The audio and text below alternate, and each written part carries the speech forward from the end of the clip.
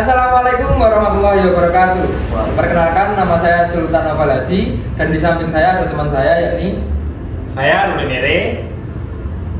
Saya Muhammad Akhlul Zulhaq.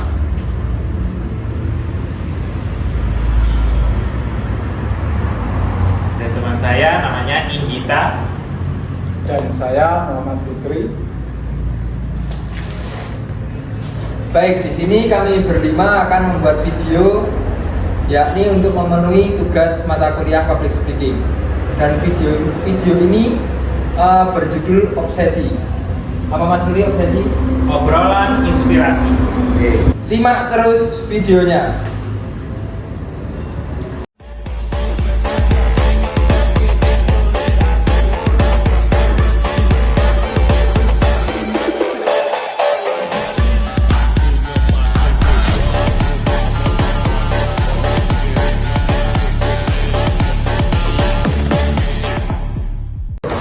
Halo semuanya, masih di Obsesi Obrolan Inspirasi. Masih bersama saya Ruli Nere dan rekan saya. Sultan Awaladi. Dan saya Muhammad Fikri. Nah, pada kesempatan ini teman-teman, kita akan mewawancarai dua anak muda yang menginspirasi buat semuanya. Salah satunya adalah seorang atlet, dan salah satunya adalah selain dia punya kesibukan kuliah, dia juga mempunyai bisnis. Nah, apa bisnisnya? Maka kita panggilkan narasumber kita. Yang pertama adalah Gita. Silakan.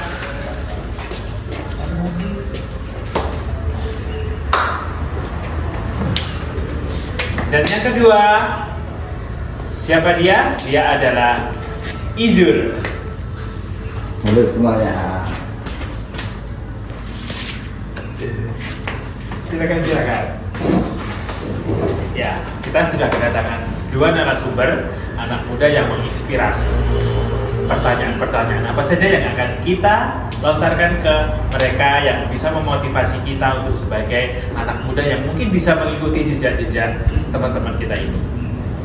Yang pertama, kita akan mewawancarai teman kita yaitu namanya Inggita. Dia adalah mempunyai kebutuhan khusus, yaitu dia tidak bisa mendengar dan berbicara, tapi dia menginspirasi. Kenapa dan apa inspirasinya?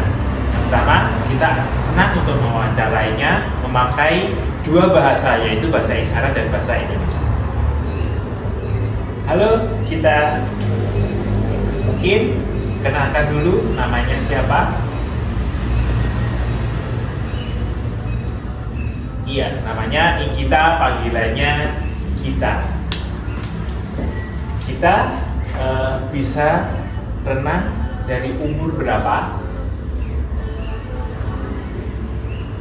Iya, dia sudah bisa berenang atau belajar berenang sejak mulai umur 9 tahun.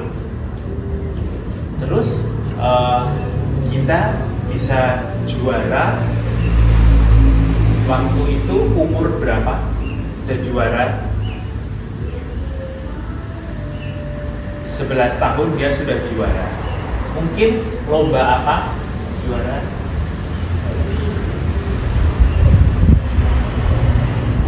Di Riau, yaitu caburnya kita tadi belum tanya ya. Cabur apa juara? Oh,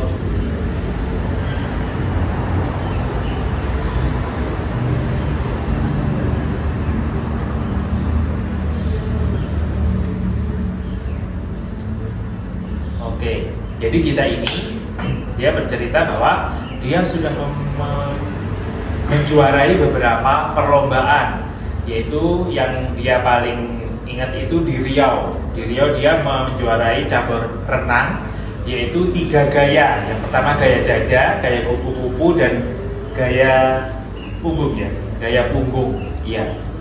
Terus salah satunya adalah ini yang sudah dibawa kita, dia mendapatkan medali emas.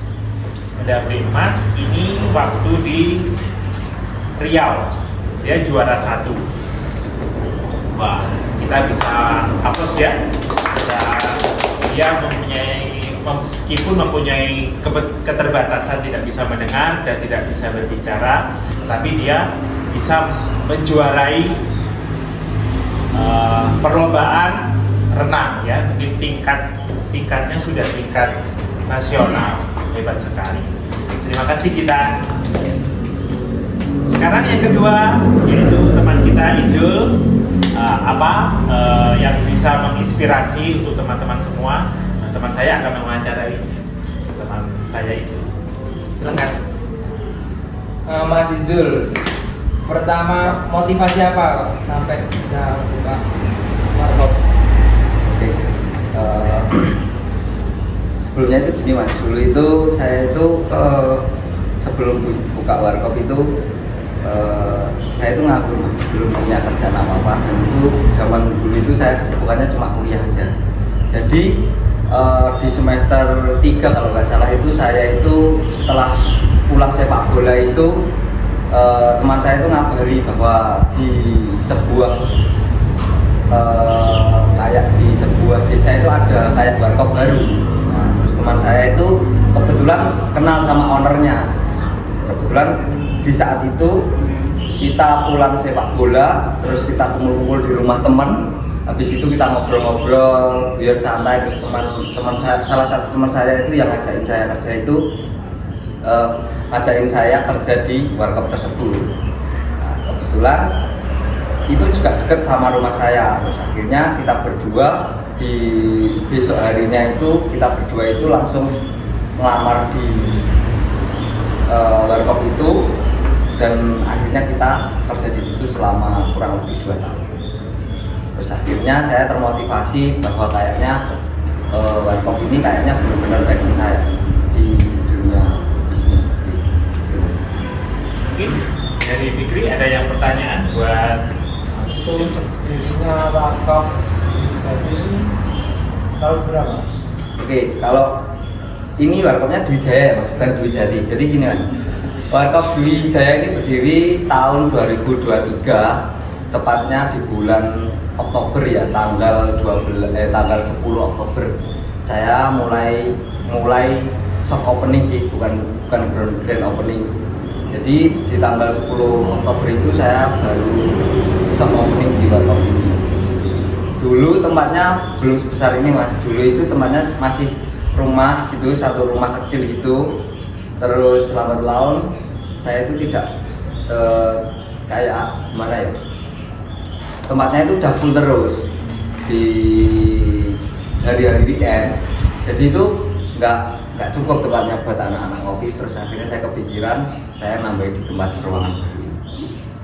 Tanya juga mas, apakah dari kesibukan Mas Izul ini membuka warkop ini, terus kesibukan lainnya kan kuliah, apakah tidak mengganggu jadwal kuliah ataupun pelajaran-pelajaran yang ada di kampus mungkin? Jadi gini mas, kalau kesibukan sih sebenarnya tergantung orangnya ya, tergantung orangnya sendiri bagaimana cara melakukan kesehariannya dia itu kayak gimana, dan prioritas mas sebetulnya.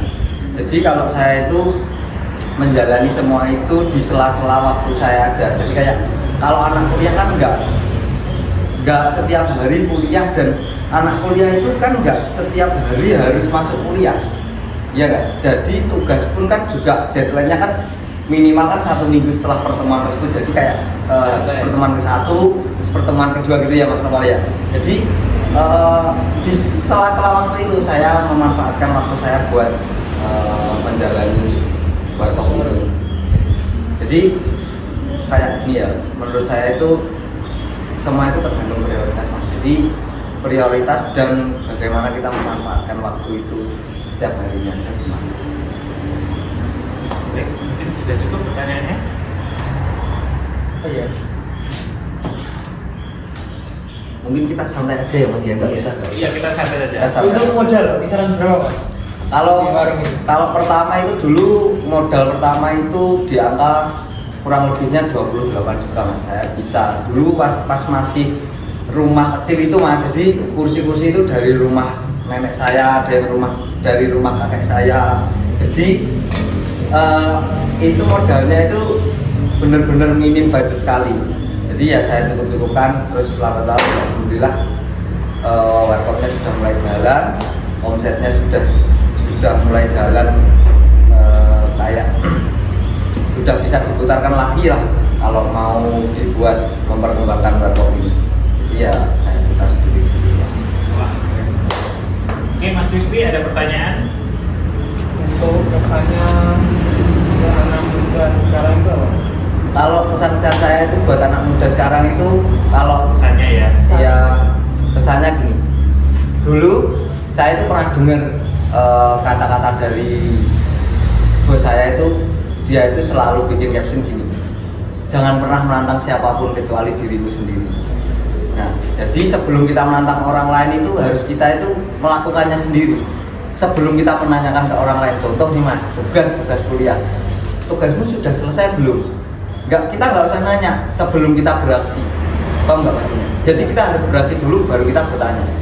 Kita bertanya itu sama dengan kita menantang dia, paham nggak? Maksudnya menantang itu kayak bukan bertanya sih. Kalau menantang itu berarti kan anak itu kan punya tanggungan ya, tanggungan tugas. Padahal dia juga belum mengerjakan. Kalau kita tanyakan tugas itu berarti sama aja kita kan kayak menantang tugasnya itu tuh. Kayak mengingatkan dalam hal lebih ke hal sensitif lah. Maksudnya kayak pikiran. Jadi mikir gitu loh mas. Oh saya itu punya tugas. Kalau kedua pesan saya itu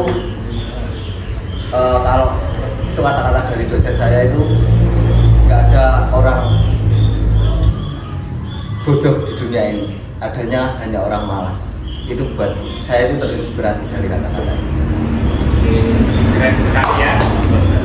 Untuk kita untuk mungkin mau pesan motivasi untuk anak-anak muda supaya bisa berprestasi, juara di mungkin cabur selain renang, itu apa pesannya untuk anak-anak Khususnya yang mana? Untuk anak yang berkebutuhan khusus. ya, khususnya untuk teman-teman tunarungu ataupun D, ya, mungkin bisa pesannya biar menjadi juara bagaimana? Ya, latihan dan apa? Ya, pertama latihan, terus kemudian semangat, ya semangat dan Konsisten. terus untuk bersemangat dan tidak menyerah. Ya, itu adalah pesan dan motivasi untuk teman-teman di luar sana untuk mengejar karir ataupun mengejar cita-cita mereka, seperti Mas Izul dan Mbak Gita tadi. Untuk pesannya untuk tidak bermalas-malasan, dan juga untuk dari Mbak Gita untuk tetap semangat dalam mengejar prestasi sehingga menjadi juara. Ya, bagus sekali ya. Oke, terima kasih untuk obsesi pada kesempatan ini. Saya mundur diri. Saya Rinere. Saya Sultan Nafal Haji. Dan saya Muhammad Fikri. Ya, dan kedua narasumber yang keren-keren. Terima kasih semuanya. Bye-bye.